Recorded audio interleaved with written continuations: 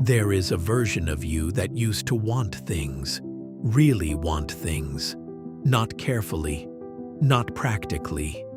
The way you wanted things before the world taught you that wanting too much is just setting yourself up. You remember her, the one who had a dream she never said out loud because saying it felt like tempting fate. The one who would lie awake at night, not from worry, but from possibility.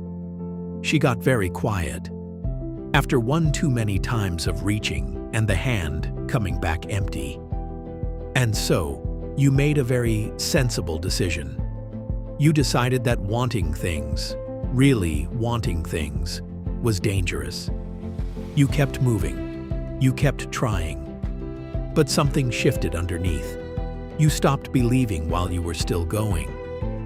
And that is the loneliest place a person can live. Can I ask you something? When was the last time someone asked how you are actually doing and waited long enough to hear the real answer? Not the fine, not the getting there. The one that sounds something like, I am tired of hoping for things that do not seem to want me back.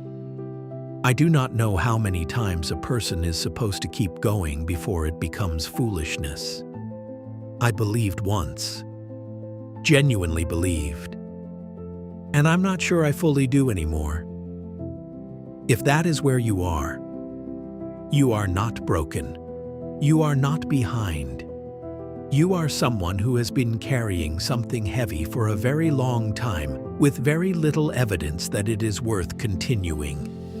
And you kept going anyway. That is not failure. That is one of the bravest things a person can do. I want to tell you about a young man who stood outside doors that would not open and kept standing there anyway. Not because he was fearless, not because he had a plan. Shah Rukh Khan arrived in Mumbai with grief fresh in his chest. No connections, no safety net, just a dream he had not yet learned to be careful with. And the city said no, quietly, repeatedly. He said once, I deeply believe in the fact that you have to move on. I used to think that meant move on from the dream. It did not. It meant move on from the meaning you gave the rejection. He did not become who he is because the rejection stopped. He became who he is because he stopped letting rejection be the loudest voice in the room. That version of him, not the superstar, but the one sitting with uncertainty trying to decide if wanting things was still worth it, looks a lot like where you are right now. Psychologist Viktor Frankl found that people do not break under pain. They break when pain feels pointless. The wanting was never what made you vulnerable. The wanting was what made you alive. And somewhere along the way, to protect yourself from disappointment, you started dimming the one thing that made the journey worth taking. The belief was not the problem. Losing the belief was. So what do you actually do with that? First, separate what happened from who you are. Carol Dweck found that when rejection becomes identity, I failed, therefore I am a failure. Every future attempt feels like gambling with who you are. SRK said, I have always believed I was extraordinary. Before the world confirmed it, he decided who he was first. So when rejection comes, catch the thought that follows. If it sounds like, what does this say about me? Replace it with, what does this tell me about my approach? One is a wound, the other is a compass. Second, find meaning in the middle, not at the destination, in the middle. Ask yourself one question and write it somewhere real. Why does this matter? Enough to stay uncomfortable for. That answer becomes your anchor on the days nothing else holds. Third, return. Not bounce back. Return. Angela Duckworth found that long-term achievers are not the ones who stayed motivated. They are the ones who kept returning when motivation was completely gone. Bouncing back suggests it did not hurt. It hurt. Returning means you came back anyway.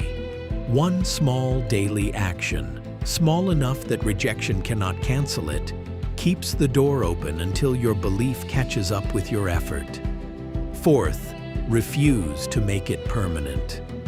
Martin Seligman found that the people who recover fastest are not the ones who feel it least. They are the ones who refuse to make pain their identity. Not this always happens to me, but this happened. What is next? Now I want to come back to you, not SRK, you. The woman who kept trying while secretly believing it would never work.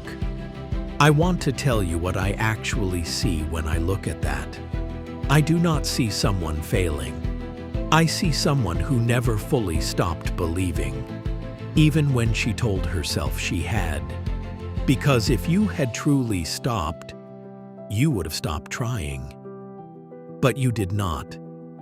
You kept going with less hope than you started with, more weight than anyone knew you were carrying.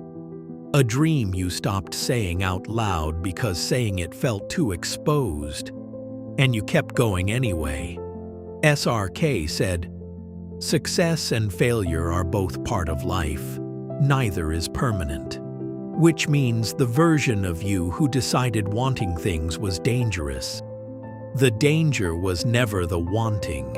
The danger was forgetting that the wanting is proof of something alive in you that rejection has not managed to reach. You are not exhausted from trying. You are exhausted from trying without permission to still believe. So I want to give you that permission today. Believe again.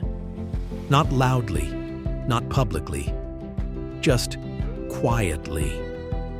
The way you used to before the world taught you to be careful. When rejection comes, and it will, do not ask why me.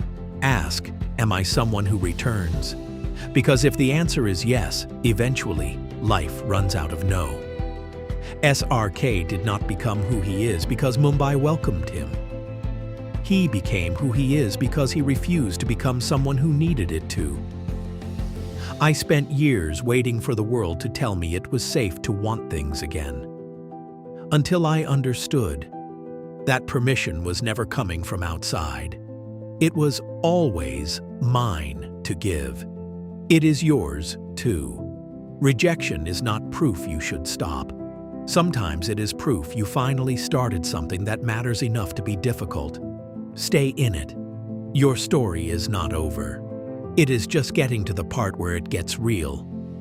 If this is the kind of psychology, the kind that sits with you instead of lecturing you, stay here. I will see you in the next one.